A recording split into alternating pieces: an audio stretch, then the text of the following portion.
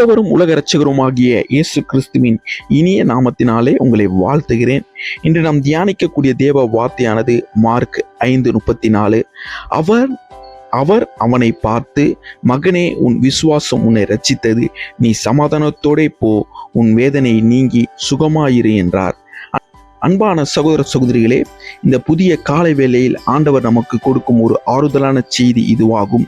இந்த வசனம் 12 ஆண்டுகளாக இரத்தப்போக்கினால் வேதனைப்பட்ட ஒரு பெண்ணை பற்றிய பேசப்படுகிறது. அவள் பல மருத்துவர்களை பார்த்தால், அநேக சொத்துக்களை செலவிட்டு தன் வைத்தியத்திற்காக செலவுகளை செய்தாள். ஆனால் விடுதலை கிடைக்கவில்லை. ஆனாலும் அவள் இயேசுவை நம்பினாள். அவருடைய வஸ்திரத்தை தொட்டாவது நான் சுகமாவேன் என்று விசுவாசித்தாள். அந்த விசுவாசம் அவருடைய வாழ்க்கையை மாற்றியது. இயேசு அவளை பார்த்து, உன் விசுவாசம் உன்னை இரட்சித்தது என்று கூறினார். அவள் சுகமடைந்தாள். இன்று நம்முடைய வாழ்க்கையில் பல பிரச்சனைகள் இருக்கலாம். குடும்ப பாரங்கள், பொருளாதார சிக்கல், உடல் நோய்கள், மனவேதனைகள் அல்லது எதிர்கால பயங்கள் போன்றவைகள் நம்மை நெருக்கி கொண்டிருக்கலாம். ஆனால் நம்முடைய சூழ்நிலைகளை விட நம்முடைய தேவன் பெரியவர். அவரை நம்புகிற விசுவாசம் நம்மை வெற்றியில் நடத்துகிறது.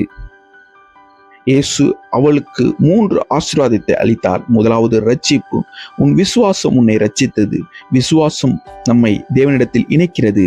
அது நம்முடைய ஆத்துமாவிற்கு இரட்சிப்பை கொடுக்கிறது. இரண்டாவதாக சமாதானம். சமாதானத்தோடு போ என்றார். உலகம் தர முடியாத சமாதானத்தை இயேசு தருகிறார். சூழ்நிலைகள் மாறிவிடலாம், உள்ளத்தில் குழப்பங்கள் ஏற்படலாம். ஆனாலும் உள்ளத்தில் மன அமைதியும் சமாதானத்தையும் தேவன் மாத்திரமே தர முடியும். சுகம் மற்றும் விடுதலை. உன் வேதனை நீங்கி சுகமாயிரு. நம் வேதனைகளை ஆண்டவர் அறிந்திருக்கிறார். சரியான நேரத்தில் அவர் விடுதலையை சுகத்தையும் அருள வல்லவராயிருக்கிறார். இந்த நாளிலும் நம் சந்திக்கும் எந்த காரியமாயிருந்தாலும் விசுவாசத்தை இழக்காமல் இருப்போம். மனிதர்கள் கைவிட்டாலும், சூழ்நிலைகள் எதிராக இருந்தாலும் ஆண்டவர் நம்மை கைவிடாமல் கொள்ள வல்லவராயிருக்கிறார். அவரை முழு மனதோடு நம்புங்கள். இன்று உங்கள் வாழ்க்கையில் ஏதேனும் நீண்ட நாள் பிரச்சனைகள் இருந்தாலும் அந்த பெண்ணை போல இயேசுவிடத்தில் விசுவாசத்தோடு வாருங்கள். அவர் உங்களை பார்த்து, உங்கள் விசுவாசம் உங்களை இரட்சித்தது, சமாதானத்தோடு போ என்று சொல்ல வல்லவராயிருக்கிறார். கர்த்தர் தாமே உங்களை ஆசீர்வதித்து வழிநடத்துவாராக. God bless you.